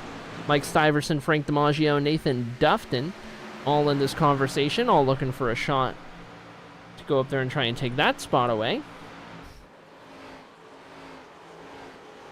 They're all going to get it sorted out for the moment, just to get going at each other once again. Stiverson tries to peek that nose to the inside. Isn't quite to the quarter panel of that 46 of Caldwell. Caldwell is going to give him the space anyway. Through turns 3 and 4 right there. Take that momentum down the front stretch. Maybe even bring the 24 of DiMaggio along with him. Stiverson gets tight. Drives up the racetrack. Forces the 46 offline. Does that give Stiverson the advantage? It does, and Mike Stiverson's going to clear for P5. Frank DiMaggio on the 24 are going to try and capitalize on this opportunity. Smells blood in the water, wants to take that spot away from Caldwell in the 46. He's going to get the opportunity to do so. He is clear down the front straightaway. 24 machine going to move up a spot as well. This has allowed Dustin Ping to close in on this group. Dustin Ping, who last pit on lap 121, has newer tires than everybody ahead of him. Dustin Ping electing on that last caution to go ahead and take some tires and see if that can't get himself an advantage the rest of the way. He is going to come up on every driver ahead of him, effectively. All have 7 lap older tires than what Dustin Ping is working with at the moment. So long as Dustin Ping does not overwork his equipment, he will be able to use that advantage throughout the rest of this run. 34 laps to the finish.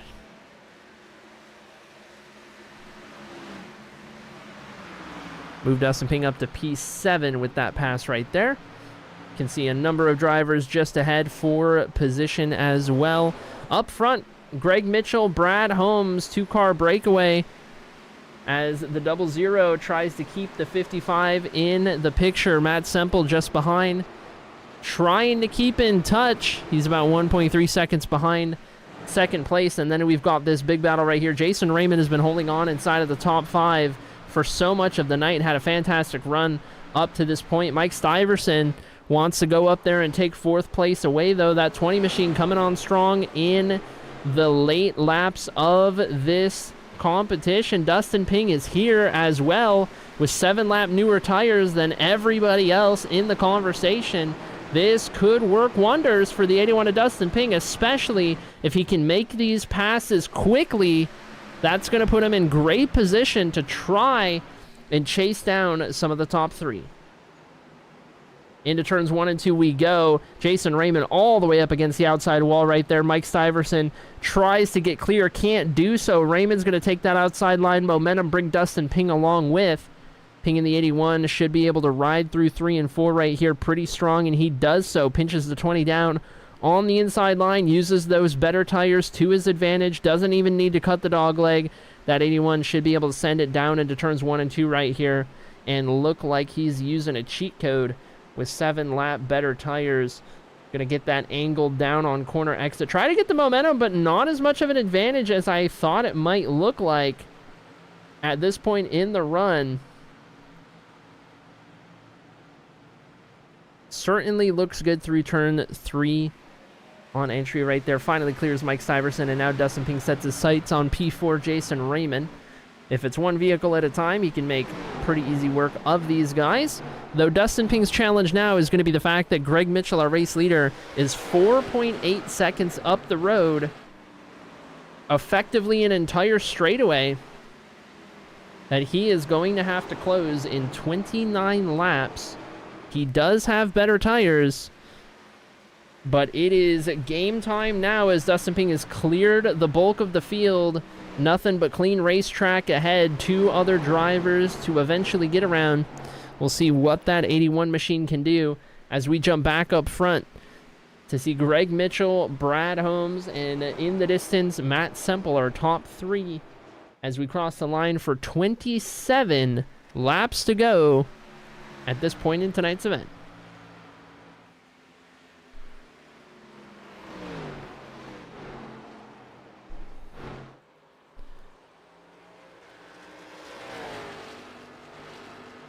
As it currently sits, Greg Mitchell running faster lap times than that of Dustin Ping back in P4, so only so much the 7-lap better tires can do when you have to pass that many people and you have to spend that much time in traffic. There's only so much of an advantage you're going to get before the tire advantage is pretty much nullified. We might be at that point now, as Greg Mitchell has outrun Dustin Ping for the past number of laps. Still 26 to go. Anything can happen as the battle further back heats up again. This time Frank DiMaggio trying to take away the 5th position from Jason Raymond, and he's going to do so in that 24 machine. Move Frank up 1 more spot.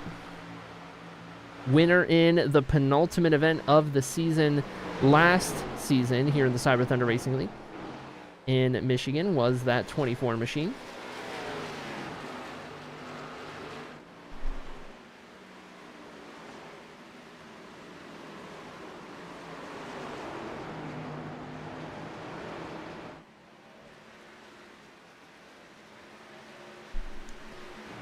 Taking a look at some of the closer battles throughout the field. Chris Rose a little bit further back, currently running in P16. Trying to work over Leroy Koblenz in that 42 machine. Leroy's had a quiet night out here tonight, currently running in P15. At the tail end of this gaggle of race cars. Coming out of turn number 2 and down the back straightaway. Pressure being applied, but not too much at the moment. 23 laps remain in this race. And Mike Stiverson battling with Jason Raymond yet again. These two have been doing battle countless times throughout the course of this event, I feel like. Can't get away from one another. But we're going to move Mike Stiverson up into this position, P6, ahead of Raymond. Nathan Dufton just behind in this conversation as well. Little recap, or a little catch-up here on Cody Gibson. Pole sitter, winner of both of the first 2 stages, led the most laps out here tonight. Had issues on one of the recent pit stop sequences here in stage 3. Found himself restarting at the back of the pack. and has clawed his way back up to P11, but not enough time in this race to be in contention for the race win. Gibson will be hoping to salvage a top 10, if anything, but what could have been for driver number 1 had things gone just a little differently. 21 laps to go. Greg Mitchell in control of this field, 1.3 second lead over Brad Holmes in second place. Matt Semple back in third. Dustin Ping hard into the outside wall, doing everything he can to use those new tires to his advantage, but they have fallen off at this point as he is losing time to the race leader. He has found himself in a fairly comfortable spot in P4. He's going to have to be careful not to overwork his stuff to the point in which Frank DiMaggio behind can catch and pass that 81 for 4th place before it's said and done. Looks like Jason Raymond's about to have his hands full yet again. This time it's going to be the 47 of Dufton who dives down to the inside, takes a peek, not going to get there that time. Tucks back into line. There is some significant damage on the rear bumper of that 49 machine. I don't know that that damage is placed in a spot that it's going to affect the handling of that 49. If it was on the sides, I can see it, but in the center like that, I'm not sure how much he'll be feeling that, if at all. Seems like that 49 has just been a little bit stronger on the short runs than on these long runs. This will be a battle for P7, the position which Nathan Dufton's looking to take with that one right here. Cody Gibson's finally gotten up to the 43 of Eric Anderson, and now we're going to go 3 wide with the lap car of James Kinder. Slight contact between the 1 and the 43 right there, but no harm, no foul. Cody Gibson's going to move up inside of the top 10 with that move right there. Eric Anderson fighting back to the inside. I do see some damage on the left front of the Cheetos machine right there for Cody Gibson. Not entirely sure where that came from. But Eric Anderson not going down without a fight, wants this top 10. Fights back and takes over 10th position once more, making Cody Gibson in that one machine work for everything he can get. Leroy Koblenz and Chris Rose back at doing battle for P14 on the track as it sits. Rose to the outside, Koblenz to the inside. Closest battle on track at the moment as we work 16 laps to go this time around.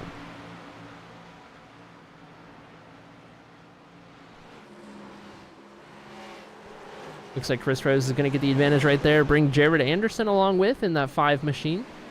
Silver Red Bull Supra on the outside. Maybe Anderson going to go to the inside of Chris Rose now. Try and get a couple of positions with that move right there. Jared Anderson moving up in the field up to P14 with that set of moves through turns 3 and 4. Moving back up to this battle right here. Eric Anderson still continuing to defend from Cody Gibson in that one machine. This is the final spot inside of the top 10.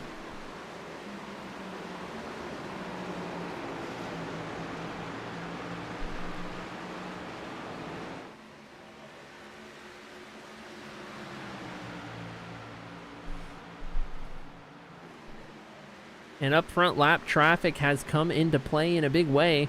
Greg Mitchell still holding on to a 1.4 second lead, feeling pretty comfortable out front. Brad Holmes is sitting, 3.4 seconds ahead of third place, Matt Semple. Fourth place has gone to Frank DiMaggio, and Dustin Ping has actually fallen back now to P6. So Ping had gotten all the way up to P4 on those better tires, but it seems like he definitely used a little too much in making up those positions, because now he's lost out to Frank DiMaggio and Mike Stiverson, who gets back up into 5th position as Dustin Ping begins to tumble down the running order. Winner of this year's Cyber 500 a couple of weeks back.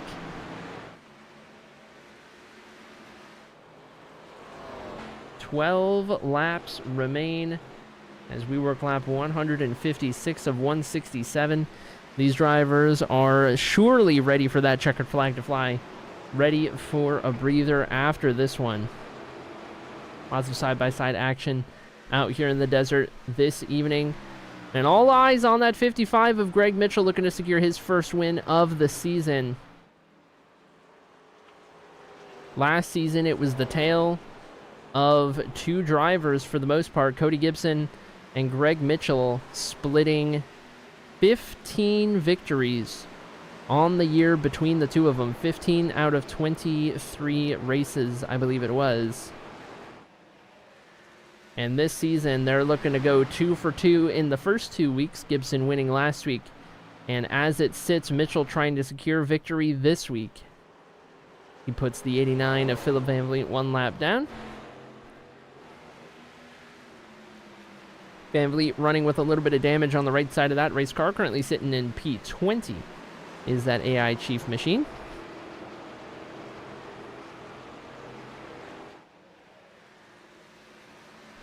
Number of drivers out here this evening accruing some varying levels of damage through the first 159 laps. Lots of chaotic restarts, lots of wall hits out of turn number 2 specifically here. That corner will definitely catch a lot of drivers out. And a fair share of incident yellows to boot. Jumping back here on this battle right here is Nathan Dufton. Is trying to catch up to Jason Raymond in the 49, trying to take that spot away, but he's got to worry about the 43 of Eric Anderson, who has moved himself ahead of Nicholas Popejoy in that 17. I think I called Nicholas Andrew earlier, and I was mistaken on that one. 2 Popejoys, hard to keep track of which one is which sometimes. Eric Anderson down to the inside of Nathan Dufton, now looking for this position, and Dufton's going to get in the outside wall advantage. Anderson in the 43, been good on those tires on this long run. He's going to move himself up to P8. With that move right there, he is clear and free to set sail on Jason Raymond ahead. 7 laps remain in tonight's event. Moving up the field, Mike Stiverson might not be in the clear yet. Dustin Ping making a charge back at that 20 machine for a top 5 position. Gonna try and get there and put up a fight before it's all said and done. 88 machine of Amanda Sherman, 1 lap down, not for position. Down into turns 1 and 2 we roll. Dustin Ping is there. Gonna send it to the inside with a good bit of aggression. Stiverson taking that longer exit right there, extending that straightaway, giving himself the momentum, making sure that anyone cannot easily poke a nose to the inside on corner entry. 5 laps to go for race leader Greg Mitchell. We've got a number of close battles, and oh, the yellow flag is out with less than 5 laps to go. James Kinder, yet again, that 74 having issues out here this evening.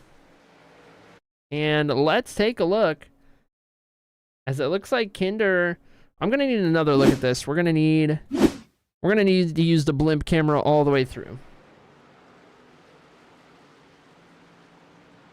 Oh, it looks like Kinder just gets into the 34 of Richter. Rick Thompson's gonna get a big piece of that right there, wrecking down the back straightaway right here. Unfortunate for James Kinder in the 74. Got really tight on corner exit. Collects a couple of drivers right there in the melee, in the mayhem. And here we go now. Who pits and who doesn't? I think everyone's going to pit. But this opens the door for some strategy calls, as Mike Stiverson, Dustin Ping, both going to get hit with speeding on pit road. Oh my goodness. Mike Stiverson, Dustin Ping get slapped with potentially speeding. Nope, 1 penalty is clear. Maybe not speeding. Both penalties are clear. Okay, false flag on those penalties. I take it back. That was probably a passing under yellow that wasn't supposed to be there. Now, Eric Anderson in the 43 has stayed out. Eric Anderson in the 43 leads this race.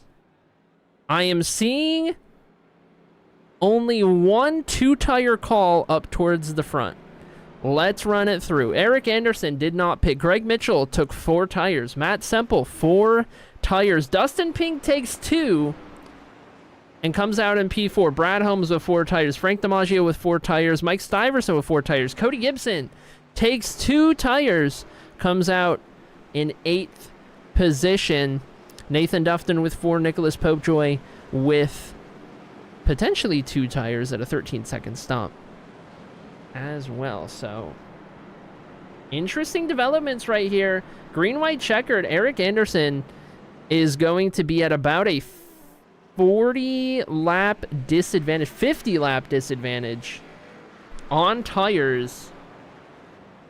Eric Anderson was going to be hoping that a lot more drivers took 2 tires or stayed out. He'll get a couple of laps led right here, but Eric Anderson certainly a sitting duck on this restart. He is electing to take the outside lane as he knows he knows the amount of tires that are about to be in play behind him. Eric Anderson on the outside is going to be in control of this restart as we get ready for a green, white, checkered. Number of drivers further back trying to figure out where they need to be running. As we approach the O'Reilly restart zone, that blue 43 in control. Greg Mitchell to the inside with 4 tires. And we are green. Eric Anderson hits it pretty early. Greg Mitchell with a good restart. Down across the open dog leg we roll. And now, awaiting to see how turns 1 and 2 go. That 43 is going to be at a big disadvantage on tires. Dustin Pink gets trapped behind him. He's going to send a 3 wide. He looks to do so. Matt Semple is going to get the advantage and clear for P2 as down the back straightaway we run. Through 3 and 4, Eric Anderson continuing to fall back. The white flag is out for Greg Mitchell ahead as the battle for P3 on back ensues. Dustin Ping holding on as he drives it in extremely deep. Brad Holmes right on the rear bumper trying to get there. He might have an opportunity in turn 3 right here, but all eyes up front as Greg Mitchell in the 55 makes his way through 3 and 4 to win in round 2 in Phoenix.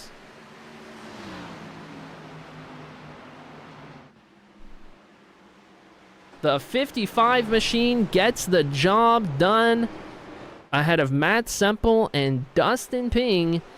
In the end, that is our final result as we get ready to catch a couple of words with our top 3 finishers.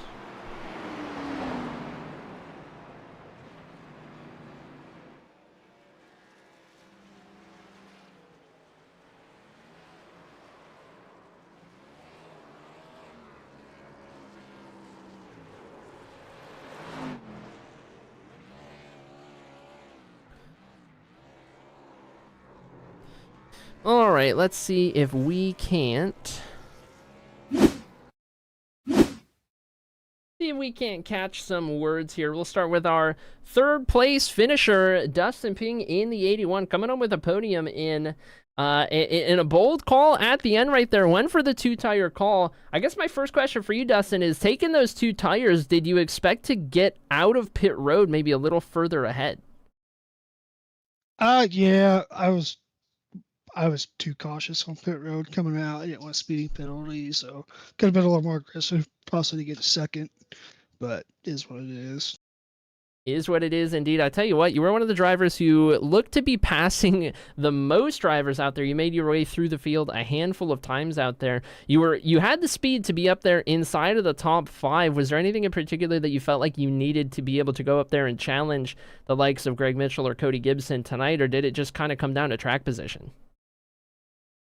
I was mainly track position and not wrecking people. But yeah, mainly track position. Personally, I thought I was like the 2nd fastest car on track on a long run. I just couldn't get up front. I'd go to the back, drive away up front, and come back, and just never ending. So sometimes that is just how it goes. Well, I tell you what, you still come out here with a third place finish at the end of it. Solid podium run, up 10 spots from where you started. Before we let you go, we're going to open up the floor to you to give any hays and highs to anyone you might have watching.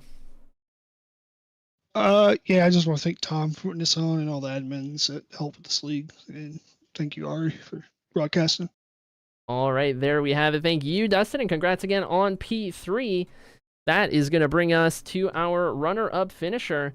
It's Matt Semple in the 16 in that Alto Construction Camaro, coming home in P2 in a race that was kind of a slow burn for that 16. In the first half of it, you know, you were not really anywhere to be seen up towards the front, and just as the race went on, it just felt like you were slowly climbing up in the positions lap after lap until you find yourself there with a shot at the end. Did you feel like you needed any one thing in particular that could have given you what you needed to go up there and catch Greg at the end? Yeah, I think I put a too tight of a setup on. I couldn't figure it out in practice at all. I was beating my head off the wall trying to figure out the line and the setup and everything, and felt like anything I did, I didn't, produce good lap times. So kind of just ran with something and just was trying to be easy all race, and that's why maybe I didn't get the qualifying effort that maybe this 16's used to, but. Let's try to be easy with it, and at the end of the day, we just had too tight of a setup to really be in contention for short run speed. So long run speed was kind of our thing, but it is what it is. P2, it's good. Good comeback from last weekend, and happy that Greg won this one. Alrighty, well, I tell you what, it's a great point to stay all the same for the 16. We're getting ready next week to head out to Kansas before we hit the high banks of Daytona. With a track like Kansas coming up in round 3, how are you feeling about that? And then I guess, having such a similar track in Las Vegas a couple weeks after that, we've got kind of a couple cookie cutters coming up here. Yeah, the mile and a halfs, I was actually just talking to Greg before you pulled me up for the interview there. I was telling him, like, these cars last season, I felt like I had a good handle of them, but now in this new season, it's kind of like learning a whole new animal. So I was good at mile and a half. So when we go back there, we'll see what I can do with these new changes and updates to these cars. So I don't know. We'll see. Like I said, I sound like a broken record, and not to be cocky or anything, but this 16's top 5, top 10 truck or car now every week. So if we can just stay out of trouble and race our race, we'll be in contention every week. Absolutely, and I tell you what, it worked out pretty good last season as you came out on top at the end. I tell you what, before we let you go celebrate a P2 finish, we'll open up the floor to you to give any hays or highs. Thanks, Arie, for doing the broadcast. Super excited to go back and watch this. Thanks for my mom and dad watching. A couple coworkers, Tim, Jake, Donnie, they're all watching. Davey maybe is watching. Thanks to my smoking hot wife, my daughter, for letting me do this, and thanks for Tom for putting on a great league, and thanks for everybody who shows up every week. All right, there we have it. P2 finisher tonight, Matt Semple in the 16 car, I should say. That brings us to the driver on top tonight. It's the 55 of Greg Mitchell. You go out there and respond to what Cody Gibson laid down last week in Auto Club, and you kind of seize the opportunity there halfway through the race when Gibson ran into trouble and found himself losing the lead. You were able to put a lot of pressure on him in the first half of the race. Tell me what it was like behind the wheel out there tonight in Phoenix. Was this a very dirty air sensitive type of race? Was it just having that outside lane, for the defending car? Was that just too much to overcome? What did it come down to?